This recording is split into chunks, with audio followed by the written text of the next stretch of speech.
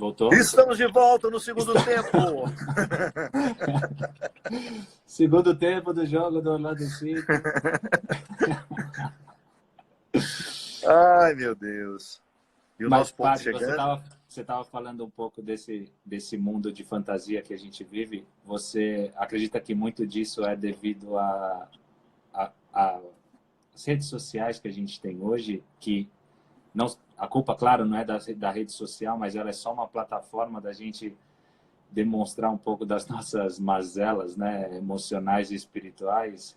Eu acho que a rede social, ela facilita esse caminho de hipocrisia, né?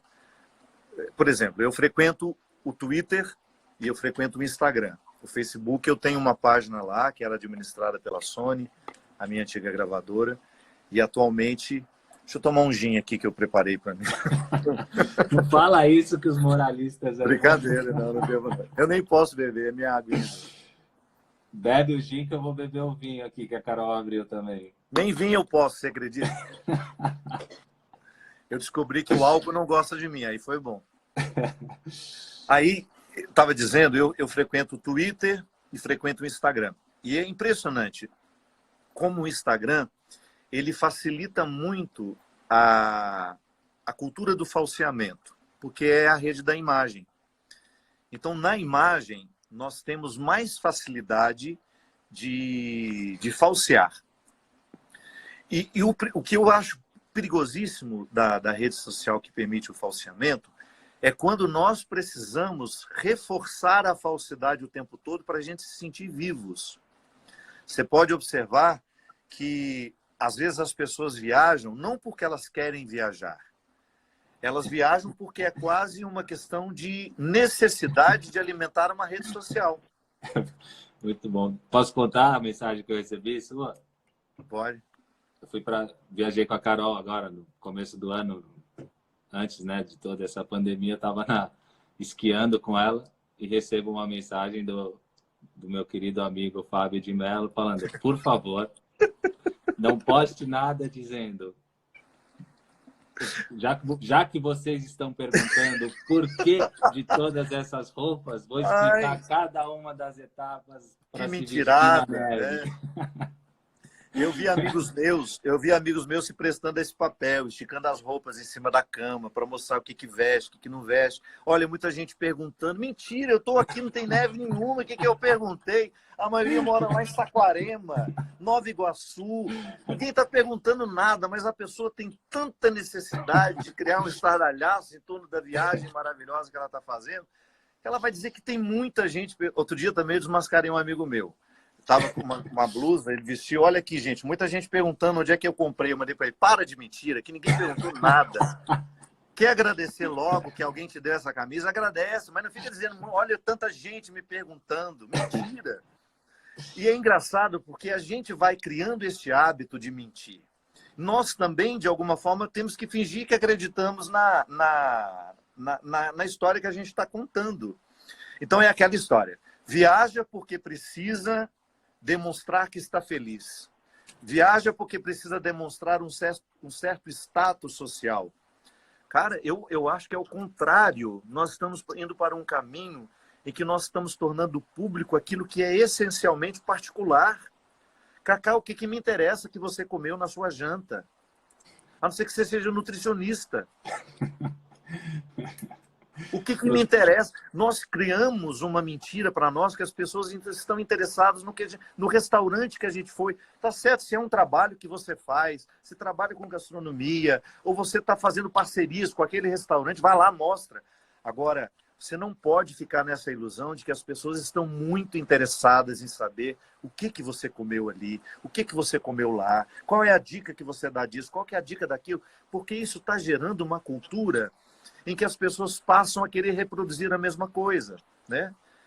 E eu acho que isso é extremamente danoso para nós, porque você deixa de apreciar a viagem, você deixa de viver o que realmente pode ser vivido, o bonito de estar ali com a sua família. Eu não estou dizendo que a gente não deva fazer, claro, poste alguma coisa, é bacana, você tem o direito de fazer isso, mas não viaje para isso. Eu acho que o erro está quando nós passamos a viver a vida para postar, para publicar. Não. Haverá muita coisa na sua história, na sua realidade, que isso é seu, não pertence aos outros. É uma necessidade enorme de... Enfim, nós estamos assim, né? Nós estamos estranhos. Estamos cada vez mais estranhos. Você acha que a gente está cansado, padre, de certa forma? Cansado de muita coisa mesmo, de muita informação, até agora nesse período, né, um período vamos dizer assim, de reclusão, de quarentena, e a gente é bombardeado com tanta coisa, né? Tem tanta coisa para fazer na quarentena agora em casa, tem tanta notícia chegando, tanta informação, a gente cansa, então... Eu tenho um cansaço virtual que eu identifico. Há dias, por exemplo, que eu fico muito no celular, é um cansaço mental diferente de todo outro cansaço. E há um cansaço também provocado pelo excesso de informações. Você vai lendo, e a gente nunca lê tudo, né? Porque sempre... Não, tem falta. Só assim, você vai lendo. Mudou o nosso conceito de pressa, mudou o nosso conceito de longo. Nossa, que texto longo. Tem 1 minuto. Então, áudio longo é o que eu recebi hoje, que eu não tive coragem de abrir ainda. 14h20. Para aqueles que têm 1 minuto é longo, repete o livro que você está lendo. Quantas páginas tem ali? 3.000. Mas você sabe que essa nossa linguagem, ela começou com o computador. Eu não sei se você lembra, acho que você era menino ainda, mas quando a gente começou a ter computador, era muito comum falar, eu preciso trocar meu computador porque ele está lento. O que é lento? Aí ele demora 1 minuto e meio para abrir. Nossa, meu Deus. Sua mãe esperou 3 meses para você chegar e você está achando 1 minuto e meio longo. Nós mudamos o nosso conceito de rápido. A internet hoje está muito rápida, está muito lenta. Não é a internet que está lenta. Nós é que estamos excessivamente com expectativas de que tudo vá no ritmo que nem nós estamos aguentando. O meu último livro é Por Onde For o Teu Passo, que lá esteja o teu coração. Esse é o que está chegando, né? Aqui, está vindo do que mesmo que ele está vendo? Ele está indo de carroça, por isso que ele não chegou ainda. É porque eu prometi para ele. Mas agora o correio não está trabalhando, tem esse álibi. Tem essa justificativa. E há uma coisa que eu reflito lá que eu acho muito interessante, que para mim tem sido uma realidade. É muita coisa para pouco corpo. O corpo é um só. Mas nós temos tantas exigências, que o corpo não dá conta. O corpo não dá conta. E é interessante, Cacá, porque isso tudo, esses vícios que nós somos adquirindo ao longo da nossa vida, já são contestados por Jesus. Você pode observar como o Evangelho é sempre um convite à quietude. É sempre um convite à permanência. Não dá para ouvir com pressa. Comer era ritual. Existia um ritual para comer. O momento em que as pessoas comiam era o encontro entre elas. Jesus fazia questão de criar uma ritualidade para que os discípulos ficassem amigos, para que eles se conhecessem. E o mais interessante, que era o grande objetivo dele, que ele ficasse conhecido deles. Que os discípulos fizessem uma experiência dele. Ludinho, pega uma toalha só para eu colocar aqui para mim, por favor. Pode ser lá dentro do armário. Que os discípulos fizessem uma experiência dele, com ele. Porque quem não experimentasse Jesus, o que iria ficar? Somente aqueles que experimentaram, que fizeram uma amizade profunda com Jesus é que souberam ficar depois. Tanto é que a continuidade, eu acho interessante, sabe, quando eles voltam a pescar, porque a crucifixão, a morte de Jesus foi uma decepção enorme para todos eles, né? Foi uma decepção porque eles esperavam que Jesus estabelecesse o reino de Deus ali. Eles não tinham uma compreensão do reino de Deus como uma realidade futura, como é para nós. O reino que eles esperavam que Jesus estabelecesse era que quebrassem os poderes do Império Romano sobre aquele povo, que acabasse a escravidão. Então, quando Jesus morre, há uma decepção. E essa decepção foi até antes do Calvário, porque você vê o lugar mais vazio de todos é o Calvário. Só está ali João, que é o discípulo que muito amou, ele se descreve assim, né? João é até vaidoso nessa autodescrição. Estava lá João, as duas Marias, a mãe, essa possível que seja aquela que testemunhou a ressurreição e que também estava naquele momento que nós falávamos antes. Mas o resto foi embora. Foi embora. Havia uma decepção enorme. E eles voltam a pescar. E no momento que eles voltam a pescar, era uma tentativa que eles tinham de retomar a vida. Precisavam voltar a viver. Pedro fala, olha, vamos fazer o que a gente sabe. Eles não tinham coragem mais de voltar para as praças e pregar o evangelho. Eles estavam confusos, eles não estavam acreditando como eles acreditavam quando Jesus estava com eles.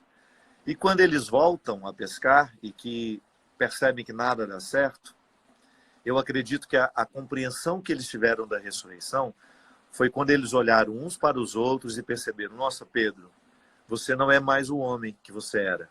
Alguma coisa aconteceu durante esses 3 anos que nós convivemos com Jesus. Você se transformou numa outra pessoa. João, a mesma coisa. João, quando chegou para o grupo, ele era uma pessoa de um temperamento insuportável. Tanto é que ele tinha o apelido de Filho do Trovão. Uma pessoa que tem um apelido desse não deve ser fácil, né? Imagina só o que ele era. Chamar de Filho do Trovão. E, de repente, aquele homem era o mais amável de todos. Era o mais terno, era o mais carinhoso de todos. E essa experiência de ver o outro transformado é que fez com que eles dissessem essa frase que nós dizemos sempre nas nossas liturgias. Ele está no meio de nós. E como é que ele está no meio de nós? Quando eu percebo que ele está dentro de você. Naquilo que ele modificou na sua vida. Jesus está tão vivo em você, por quê? Você não é mais aquele homem intragável que você era. A fé lhe transformou numa pessoa melhor. A convivência com Jesus lhe transformou numa pessoa melhor. E assim começou a crescer a fé na ressurreição. Não foi só o anúncio de Madalena, dizendo que havia encontrado aquele homem no jardim e que o sepulcro estava vazio. A fé na ressurreição, ela se estabeleceu no momento em que eles começaram a reconhecer que eles foram transformados por Jesus. E que eles não tinham mais condições de voltar à vida anterior. Como é que eu vou voltar a ser o antigo homem? Não tem como. Eu estou muito transformado para voltar às antigas roupagens. E é interessante que essa compreensão, ela está intimamente ligada à capacidade que os discípulos tiveram de ficar com Jesus. Quem mais conviveu com ele, quem mais procurou a intimidade com ele, mais teve a sua vida transformada depois. Por isso que hoje o nosso discipulado, Cacá, ele não se caracteriza pelo tanto que nós vamos à igreja, pelo tanto de anos que nós temos como cristãos, pelo dízimo que eu contribuo, pelo tanto que eu sou da pastoral tal, pelo tanto que eu já sou um líder, pelo tanto que eu sou padre. Não. A qualidade do meu cristianismo está intimamente ligada ao quanto eu convivo com Jesus. Através da sua palavra, através dos sacramentos, através da minha oração.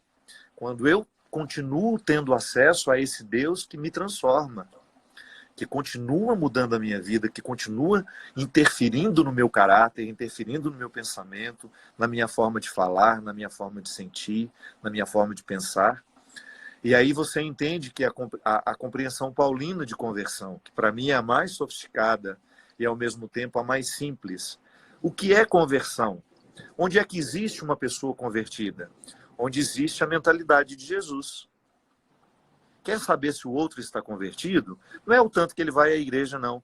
Mas é o quanto ele já foi à igreja, foi capaz de transformá-lo num homem parecido com Jesus.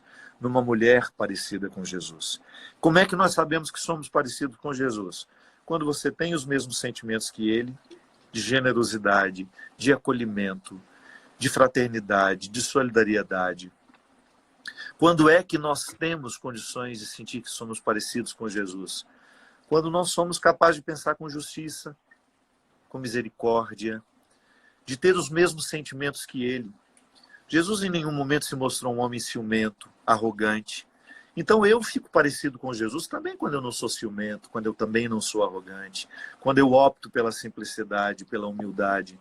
Então, há muitas características que vão nos dar indicativos se nós estamos convertidos ou não. A nossa conversão, ela poderá ser percebida pelo outro, não é pelos discursos que nós fazemos, não é pela nossa eloquência, é pela maneira como nós vivemos. É assim que o outro vai reconhecer. Tanto é que isso está lá em Atos dos Apóstolos, quando as primeiras comunidades, elas não eram reconhecidas publicamente porque elas nem podiam. Elas eram perseguidas. A gente não pode esquecer que durante os primeiros 300 anos após a morte de Jesus, era proibido ser cristão. E quem se manifestasse cristão era morto, era condenado. Existiam os símbolos que se colocavam nas portas sem que os perseguidores soubessem. O peixe, por exemplo, era um símbolo de que naquela casa existiam famílias cristãs. Se você vai à Capadócia, você vai visitar as catacumbas, as cavernas, você vai identificar os símbolos, todos cristãos, registrados nas paredes. Era uma forma que eles tinham de se identificar. Hoje nós também continuamos tendo os nossos símbolos.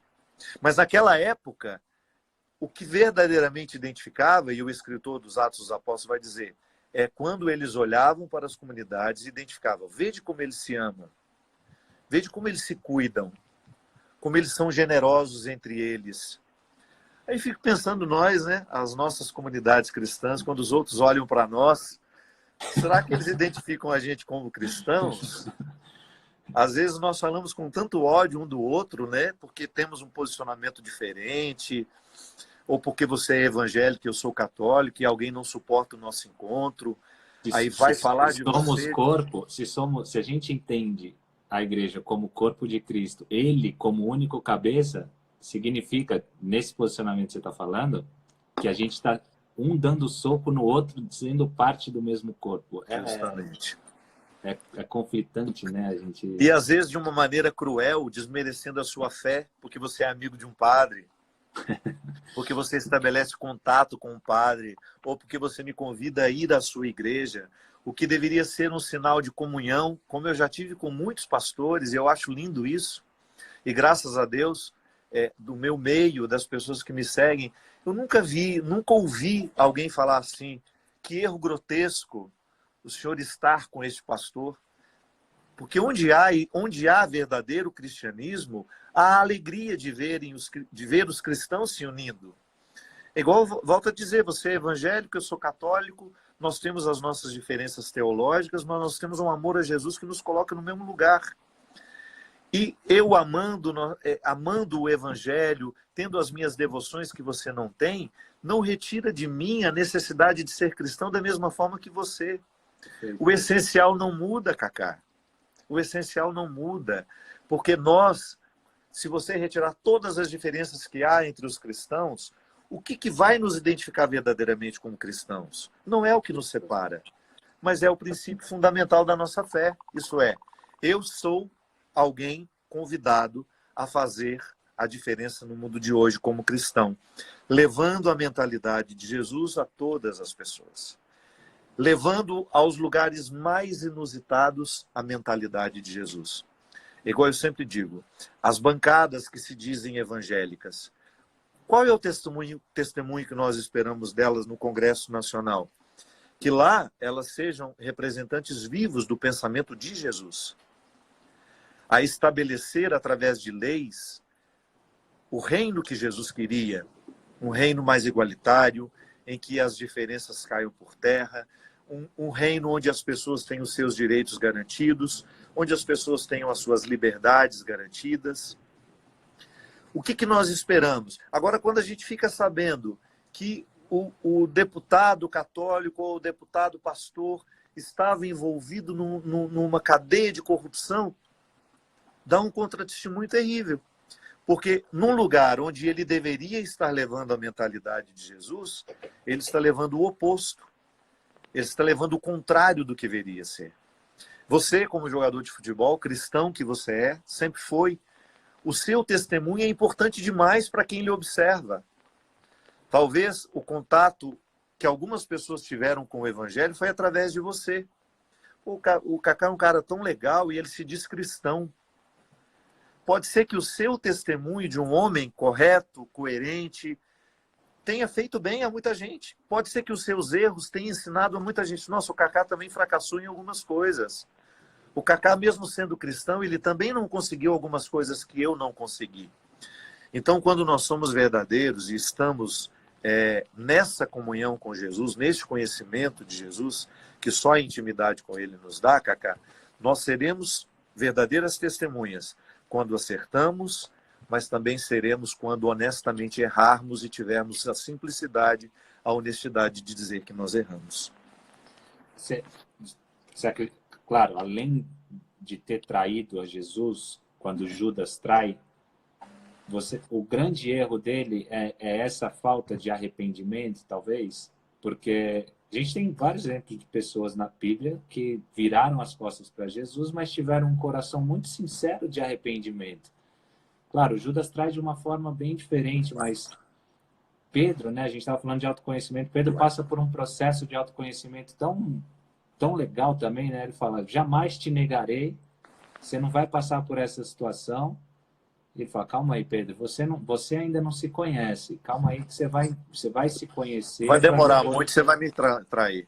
Você vai entender. Então, só que Pedro tem muito disso que você está falando, né? Essa humildade de reconhecer que somos, no final, grandes pecadores. E essa talvez seria a grande diferença para Judas, que não tinha esse... Cara, trair, me dá o dinheiro aqui e já era. Na verdade... eu até tenho uma música que chama-se Confissões de um Traidor. Eu gosto muito, ela foi uma inspiração que eu tive numa noite que eu estava voltando de um encontro, de um show que eu fiz e estava indo para a Canção Nova fazer o meu programa. Eu me lembro que eu fiz aquela viagem inteira compondo essa música. E ele fala, se eu tivesse tido forças para voltar, se eu tivesse tido coragem, de fazer o caminho inverso da traição, de ter desafiado o meu orgulho, certamente aquele desfecho seria outro. Eu acho que todos nós, de alguma forma, ficamos no papel de Judas. Eu também traio o evangelho diariamente. Por mais que eu queira ser cristão, eu ainda não consigo. Às vezes eu me sinto pagão, Kaká. Às vezes eu me sinto tão pagão que eu fico com vergonha diante de mim. Verdade. Sabe, quando eu sou capaz de identificar que os meus sentimentos em relação a algumas pessoas não é cristão. Mas aí é o que Paulo fala, né? Ter esse entendimento de que dos pecadores eu sou o maior de todos. Sou o maior. Então, às vezes eu fico, gente, já sou batizado, já sou crismado, sou ordenado padre, prego para milhões de pessoas e ainda não tenho os sentimentos de Jesus. Continuo traindo. Continuo trocando por algumas moedas miseráveis. Continuo trocando uma grande riqueza por um punhadinho de moedas que não fará diferença na minha vida. Mas traio. E aquelas traições momentâneas, quando elas são conscientes e logo em seguida me vem o arrependimento, eu volto, eu não tenho dúvida de que eu vou encontrar a misericórdia e o perdão de Deus. E é tão interessante identificar que esse caminho de volta, ele precisa ser feito todo santo dia. A minha mãe, eu não sei se você tem esse hábito, mas a minha mãe me ensinou uma regra muito preciosa, que era fazer o exame de consciência antes de dormir. Você tinha isso, não? Não. Não? A minha mãe ensinou, a gente não podia ir dormir sem fazer isso.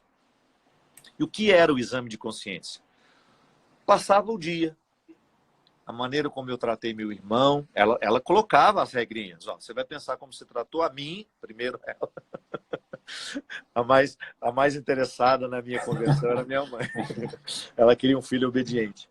Você vai prestar atenção como você tratou sua mãe, como você tratou seu pai, como você tratou seus colegas na escola, como você tratou sua professora, como você realizou as suas funções. Se você estiver satisfeito, você dorme em paz. Aí tinha uma oraçãozinha que a gente fazia para agradecer por ter conseguido viver bem. Se não estiver satisfeito, faz o quê? Ah, meu amigo, era uma ladainha que você não faz ideia. Que às vezes eu rezava dormindo na ladainha. Então, às vezes durante o dia eu ficava pensando, opa, eu vou fazer isso para não precisar rezar a ladainha de noite. E a minha mãe foi muito sábia me ensinar isso. Porque hoje, claro, eu não tenho mais a ladainha para rezar, mas eu durmo melhor quando eu tenho consciência de que eu vivi bem. É uma música do Padre Zezinho que talvez você já tenha escutado, né? A regrinha para você viver bem é: amar como Jesus amou, sonhar como Jesus sonhou, pensar como Jesus pensou, viver como Jesus viveu, sentir o que Jesus sentia, sorrir como Jesus sorria. E ao chegar ao fim do dia, eu sei que eu dormiria muito mais feliz. Eu até gravei essa música com a Fernanda Takai. Olha que interessante. Dormir mais feliz, na compreensão cristã, é você ir dormir tranquilo de saber que você conseguiu ser com as pessoas o mesmo que Jesus seria se ela estivesse aqui no seu lugar. Frequentando os lugares que você frequenta, falando com as pessoas que você fala, sendo esposo da sua esposa, sendo esposa sua. Então, eu sempre tenho um papel que eu preciso passar o meu cristianismo. Eu sou filho da dona Ana, então eu quero ver como é que eu sou cristão sendo filho dela. Sou amigo da Lurdinha, eu quero ser cristão com ela na nossa amizade. Então, todo o papel social que a gente desempenha nos pede um exame de consciência diário. Eu fui bem naquele papel? Eu sou um bom pai? Eu hoje tratei os meus filhos como Jesus trataria se fosse pai deles? Cara, esse imperativo modifica a nossa vida. É o que São Paulo chamava de metanoia, que é a mudança da mentalidade. Quando é que eu me sinto cristão? Quando eu sou capaz de ser fiel àquilo que eu assumi. Às vezes nós temos aí uma hipocrisia muito grande nos casamentos, né? Traição, infidelidade, e a pessoa se diz cristão, pai de família, homem de bem. Uhum. Não sei se dorme feliz, não sei se dorme tranquilo quando chega a hora de colocar a cabeça no travesseiro e saber que você está vivendo uma hipocrisia. E aqui a gente volta às redes sociais, que incentivam muito essas famílias felizes, né? Esses relacionamentos perfeitos. É aquele pai que a única hora que ele dá atenção ao filho é quando ele posta uma foto no Instagram. Nossa. Fica nas mãos da mãe o tempo todo, mas aí ele pega no colo para poder fazer uma foto, para ele demonstrar que ele é um bom pai, que ele é um pai presente. Ele não lava uma louça dentro de casa, mas aí ele faz um videozinho lavando o prato ali na pia. Que em casa é assim, não sei o quê. Tudo porque nós precisamos demonstrar para alguém. Quando, na verdade, aquilo que nós vivemos não está nem um pouco refletido naquilo que nós estamos dizendo. Volto aos símbolos cristãos. Os cristãos antigamente tinham o peixe na porta, que não podiam dizer que eram cristãos. Hoje nós carregamos uma cruz no peito, carregamos uma camiseta, como se isso pudesse ser um indicativo do nosso cristianismo. Carregamos, às vezes, a ilusão de que esta camiseta, este crucifixo no peito, diz alguma coisa sobre nós. Não. Pode ser um simbólico daquilo que nós queremos viver. E por isso que a gente tem. Eu olho para a cruz e eu me recordo que eu tenho um compromisso com ela. Aquele cara que ficou pendurado nessa cruz é meu Deus e ele me convida hoje a ter um comportamento, uma forma de lidar comigo que vai me colocar alguns limites que eu não quero ultrapassar por uma questão de princípio. Agora, a cruz não me salva de nada. A cruz que eu levo no peito não me faz cristão. O que me faz cristão é o pensamento que eu tenho, é a palavra que eu digo, é o gesto que eu realizo, é o sentimento que me envolve e que eu ofereço aos outros. E isso sim me faz cristão. Eu vejo, às vezes, vendendo, né, muitos simbólicos do cristianismo sendo vendidos. Olha, tem essa Bíblia em casa, tem essa imagem na sua casa, que essa imagem vai te proteger disso, vai te proteger daquilo. Imagina! Isso é um neopaganismo. Imagem não protege de nada, cruz não me protege de nada. O que me protege é a minha mentalidade. É o quanto cristão eu sou que me protege. Então, se eu tenho uma imagem bonita na minha casa, porque me lembra a mãe de Jesus, ou porque me lembra o santo que eu tenho uma devoção, ou se eu tenho a cruz porque me lembra o crucificado, tudo bem. Mas eu não posso interpretar estes simbólicos com poder de salvação. Não tem. O poder de salvação é a maneira como eu penso, a maneira como eu sinto, a maneira como eu ajo. Eu acho que há um itinerário de transformação da mentalidade, Cacá, que eu costumo dizer que são 3 pilares. A transformação do que pensamos, a transformação do que sentimos e a transformação do que falamos. Você pode observar que todas as suas ações, elas estão intimamente ligadas a esses 3 pontos. O que você pensa, o que você fala e o que você sente. E essas 3 dimensões é que precisam de conversão. Eu preciso transformar o que eu penso, e às vezes eu transformo o que eu penso a partir do que eu falo. Eu preciso transformar o que eu sinto, mas às vezes eu preciso transformar primeiro o que eu falo. Uma pessoa pessimista, por exemplo, ela não vai transformar a sua mente sem antes transformar a sua fala. Se eu não faço um esforço para modificar o discurso pessimista que eu faço diariamente, dificilmente eu vou ter a transformação da minha mente. Dificilmente a minha mente deixa de ser pessimista e passa a ser otimista. Então, pela palavra, nós transformamos o pensamento e o sentimento. E não sei em que ordem. Depende. Depende muito de cada pessoa. Há pessoas que são mais facilmente transformadas pelo pensamento e depois transformam o que sentem. Ou existem pessoas que são mais facilmente transformadas, primeiro pelo sentimento, e depois passa a pensar de uma forma também transformada. Mas o fato é que as 3 instâncias precisam ser convertidas diariamente. Se eu não converto o que eu falo, se eu fico falando sempre as mesmas asneiras, eu dificilmente vou ter um sentimento diferente. Se eu não converto as minhas palavras, posso esquecer, não vou ter uma mente transformada também. Eu acho que esse esforço é diário, porque não é a cruz que me converte disso, sabe? Não é o símbolo que eu tenho no peito que vai fazer eu sentir diferente, eu pensar diferente, eu falar diferente. Mas é a minha reflexão, é aquilo que eu trago vivo dentro de mim, enquanto um compromisso com o outro e comigo e com Deus. Acho que essas 3 dimensões da nossa conversão são... E Jesus salientava demais tudo isso na convivência com os discípulos. Ela parte da palavra, parte de Cristo sempre e de dentro para fora. A palavra tem um simbólico muito importante na nossa vida. O livro que eu estou lendo influencia a maneira como eu penso. Aquilo que eu digo ao outro... Só um fato. Eu tenho um irmão, né, o Rodrigo, e ele gosta muito de ler também, e a gente passou férias em um lugar e ele levou um livro de negócios. Leu esse livro e tal, ficou um pouco agitado nas férias. Aí esse ano a gente foi para o mesmo lugar, fomos para as férias em família.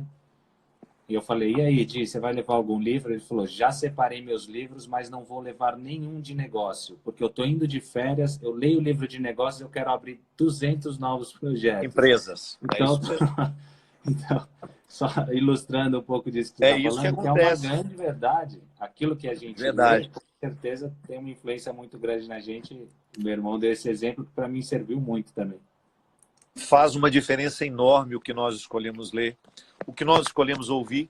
Você pode observar que o mundo é o tempo todo feito de palavra. Você não está ouvindo a palavra, mas você está lendo-a. E mesmo quando eu não leio, eu a escuto com uma voz. As legendas do Instagram, tem muita gente que brinca comigo. Será que é só eu que fico lendo essas legendas que o senhor faz dos bichinhos, imaginando o senhor fazendo a voz de todos eles? Eu falei, não, porque esse é o objetivo da comunicação. As palavras, mesmo quando escritas, elas têm uma voz.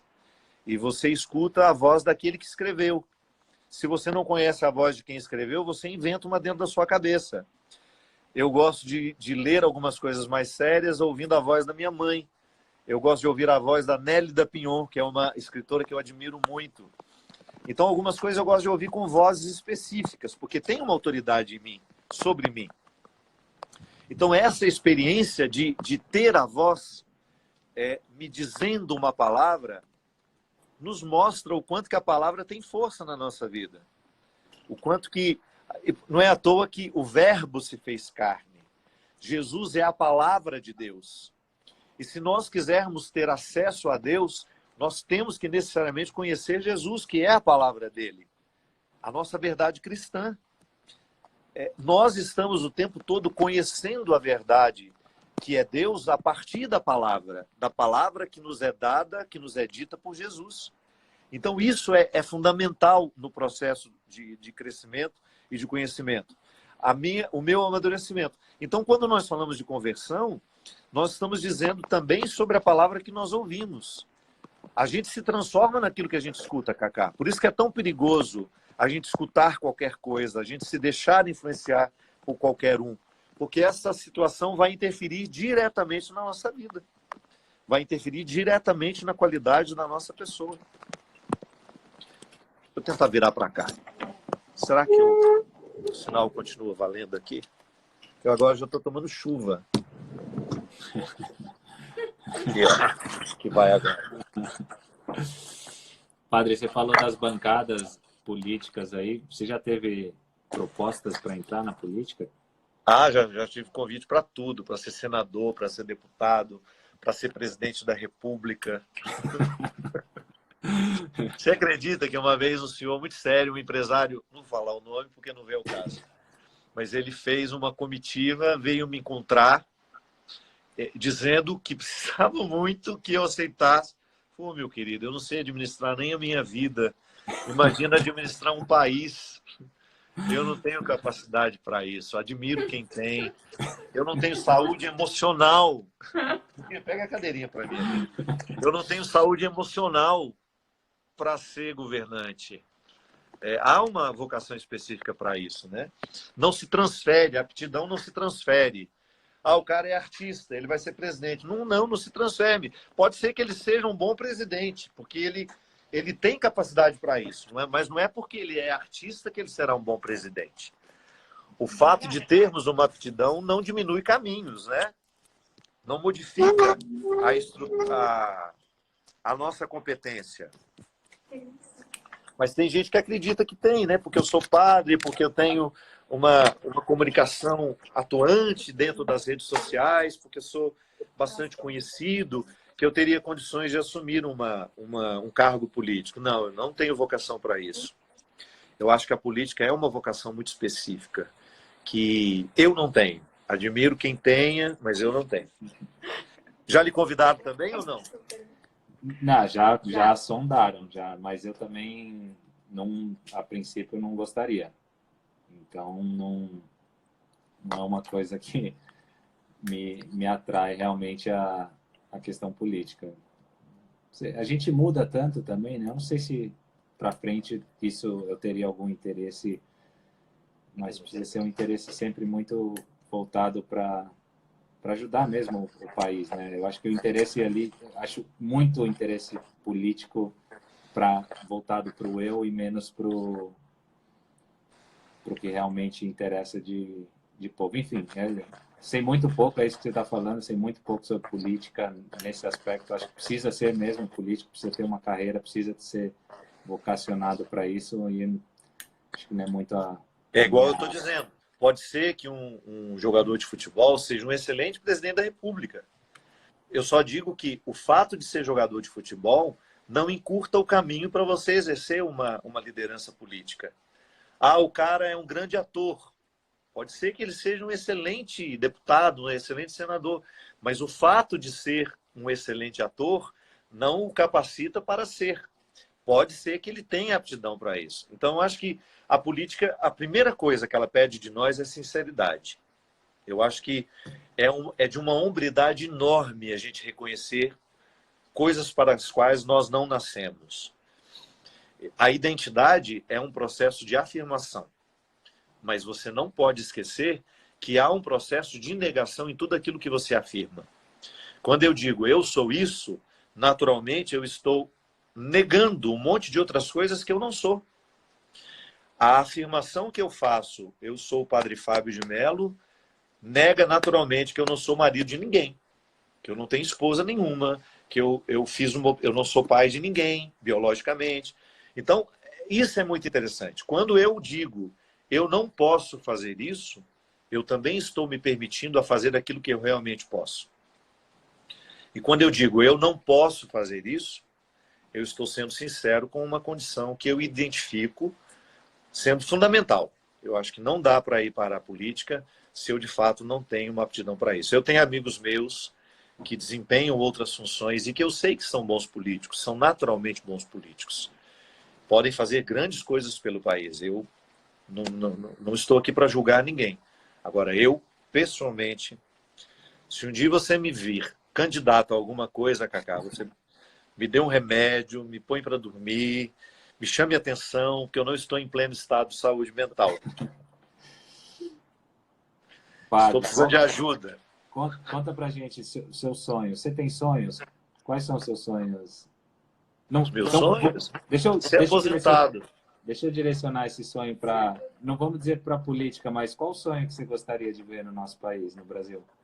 Não, primeiro o meu é ser aposentado. Acho ótima a vida de aposentado. Desde menino, quando perguntava, o que você quer ser quando crescer? Eu falava, aposentado. Eu acho linda aquelas pracinhas cheias de idosos. Eu tenho um carinho enorme por idoso. Enorme. Não é que eu não gosto de criança, gosto de criança. Mas é mais fácil encontrar gente que gosta de criança do que gente que gosta de velho. Então, já tem muita gente gostando de criança, eu deixo que eles tratem as crianças. Eu tenho um enorme carinho. Nesse seu processo como padre, como que funciona para uma aposentadoria? Ah, não, isso eu falo brincando. Como padre, não aposento nunca, né? Chega, não tem Não, se eu estou na praia, eu, ô, padre Fábio, estou aqui doente, vem cá visitar para mim. É sempre assim, não me importo não, é uma condição de vida. Quando eu brinco assim, a aposentadoria é um lugar, eu pessoalmente interpreto como um tempo em que você já cumpriu todas as suas obrigações. Eu acho que feliz de nós que podemos dar aos nossos pais a condição de bons aposentados. Isso é, o senhor não precisa trabalhar mais, quem vai cuidar do senhor agora sou eu. Sou eu que vou trabalhar, sou eu que vou fazer de tudo para o senhor realizar os seus sonhos, sou eu que vou pagar as suas viagens, eu lhe quero um velhinho viajante, eu lhe quero um velhinho cheio de vida, eu quero a senhora uma velhinha toda vaidosa, vou fazer o que a senhora... Vou pagar a cirurgia plástica que a senhora quiser para a senhora ficar cada vez mais bonita. Eu acho lindo em quem faz isso pelos pais. Eu acho que é o dinheiro mais bem gasto que nós podemos gastar na vida, é a gente fazendo os nossos pais felizes. Eu, por exemplo, eu tenho uma... Você sabe qual foi o primeiro presente que eu dei à minha mãe quando eu tinha condições financeiras? Qual? Foi uma boneca. Boneca? Por que a boneca? Porque ela não teve. A minha mãe Olha que não legal. teve quando ela era criança. E eu sempre soube que ela gostava de bonecas. E aí, quando eu dei a primeira, eu tinha ido aos Estados Unidos e eu tinha visto aqueles bebês que são muito parecidos, né? Tem até um nome que agora eu não me recordo. Bebê reborn. Isso mesmo. E eu falei, gente, a minha mãe vai ficar tão encantada com isso. E aí eu comecei a dar vários para ela. Então, minha maior satisfação é levar uma bonequinha de presente para minha mãe. E eu sempre tive uma satisfação enorme de fazer por ela. Porque, para mim, quando eu falo eu quero ser aposentado, eu quero ter o direito de perder a utilidade, Cacá. Eu acho que a utilidade ela faz parte de uma fase da vida. Mas ela não é definitiva. Em algum momento da vida, a gente fica inútil. A gente não tem mais as mesmas habilidades. E eu sei que a palavra inútil pode parecer pesado, mas eu já me explico. Nós não vamos ter as destrezas que nós tínhamos, nós não vamos conseguir fazer as coisas como nós fazíamos, nós não teremos mais as mesmas habilidades de antes. Então, do ponto de vista de utilidade, eu fiquei inútil. Mas eu quero continuar tendo valor. Eu acho que é a grande diferença que Nietzsche fazia entre a caixa de brinquedos e a caixa de ferramentas. Nós não procuramos a caixa de ferramentas quando nós queremos brincar. Nós não procuramos por ela porque nós queremos o lúdico. A gente procura porque ela tem uma utilidade para nós. Mas quando eu quero me entreter, quando eu quero passar o tempo, é a caixa de brinquedos que eu vou atrás. Eu acho que as pessoas passam pelas mesmas regras. Eu lamento muito quem não tenha o direito de envelhecer, de assumir essa inutilidade sem perder o significado. Eu acho lindo quem tem a sensibilidade de cuidar dos inúteis, sem que eles se sintam inúteis, sem que digam para eles que eles são inúteis. Eu acho que a velhice é um tempo da vida em que, às vezes, isso acontece muito. Muito. Você deve acompanhar aí as peregrinações que eu faço. 70% das pessoas que viajam comigo já ultrapassaram o Cabo da Boa Esperança. Já estão vendo o sol se pôr. E eu tenho uma satisfação enorme de entrar na vida delas assim. De brincar com elas, de fazer piadas, de rezar, de levar a sério. Mas viver esse momento em que elas estão apenas com a caixa de brinquedos na mão. E é tão lindo, meu amigo, identificar como essas pessoas estão agora patrocinadas pelos seus filhos, porque essas viagens não são baratas, mas como é lindo ver as meninas dizendo assim, as meninas, né? Eu falo as meninas, mas tudo tem 80 anos, 70, 80. Elas falam assim, o meu filho que me deu essa viagem, ele falou, vai lá, mãe, eu quero ver a senhora com o padre Fábio de Mello, eu quero que a senhora vá fazer a viagem da senhora. E eu encontro pessoas que já não têm mais os filtros da hipocrisia. É lindo isso. Elas estão desconstruídas e da melhor forma. Elas estão lindas, elas estão livres. Elas estão desfrutando daquilo que a vida proporciona a quem trilha esse caminho de autenticidade, que é, olha, não estou nem aí para o que vocês estão dizendo. Eu estou aqui vivendo a minha velhice com todo o requinte que ela pode ter. Então eu sonho assim, eu já estou unindo uma pergunta à outra. Eu sonho um mundo em que as pessoas têm a oportunidade de retirar os sonhos das gavetas. É muito ruim vendo pessoas morrerem, se despedirem da única oportunidade, porque eu acredito, né? Eu não acredito em reencarnação, eu acredito que a vida é um dom único. Eu acho muito triste uma pessoa se despedir da vida sem terem podido se aproximar de seus sonhos, de seus desejos, sem terem tido oportunidade de realizar, de se realizarem profissionalmente, de não se realizarem emocionalmente, de verem o tempo passar e elas não serem. Eu acho que a coisa mais triste na nossa vida é quando a gente não pode ser. Eu, como um homem que trabalha com o discurso da fé, né, com a evangelização o tempo todo, eu acho que Jesus o tempo todo nos chama a sermos. Em nenhum momento ele convida a ter. Se por acaso a gente tem, que o que a gente tem seja para nos ajudar a ser. É igual eu dou o exemplo dos filhos que pagam as viagens para suas mães. É a forma mais honesta de gastar o dinheiro, é realizando o sonho de alguém. Como eu, não preciso ficar dizendo, eu também realizo o sonho de muita gente e tenho satisfação, tanto quanto alguém realizava o meu. Para mim é uma alegria enorme quando eu sinto que eu despertei em alguém a capacidade de sonhar. Maravilhoso. Queridão, demais. Estamos quase 2 horas de Quase bate-papo duas, aqui. né? Que delícia. Daqui a pouco o Instagram contrata a gente. Daqui a pouco o Instagram contrata a gente. Então, só para terminar, uma mensagem nesse momento tão difícil, né, que a gente vem atravessando, decisões tão difíceis dos nossos líderes aí, como equilibrar essa balança, saúde financeira, saúde física, saúde mental, realmente a saúde em primeiro lugar nesse momento, mas em várias áreas diferentes, né? Deixe uma palavra. Nós nunca vivemos isso, né? Nós nunca tivemos uma situação assim. Então é natural que os nossos governantes também não saibam direito o que deve ser feito. Nós estamos entre os economistas e os cientistas. Eu acho que nós precisamos ouvir um pouco dos dois lados, mas de maneira muito especial os cientistas, neste momento, sobretudo nesses primeiros dias. Eu sei que não sair de casa é impossível para algumas pessoas, mas para quem isso for possível, fique. Extraia ao máximo dessa possibilidade de você, neste momento, cuidar de maneira especial dos mais frágeis. E nós que podemos ficar em casa, sejamos. Não há outra forma de viver este momento a não ser sendo. Descobrindo ao máximo o que este confinamento está fazendo, está lhe proporcionando. Hoje nós falamos muito que Deus tem uma preferência pelos mais fragilizados, pelos que não entram pela porta da frente. Eu tenho percebido muitas pessoas que nem religiosas são, me propondo: padre, faça uma missa, transmita uma missa, faça uma oração com o povo.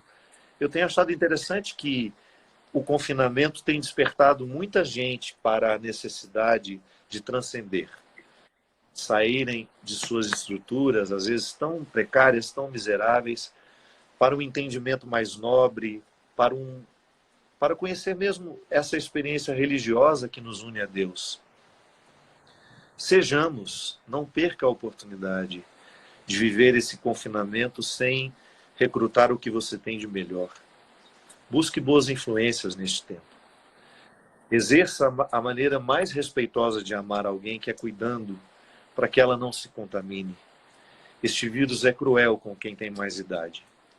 Este vírus é cruel com quem tem saúde debilitada. Eu sei que eu posso até passar bem por ele, mas eu não quero pegá-lo porque eu tenho uma idosa de 98 anos aqui em casa.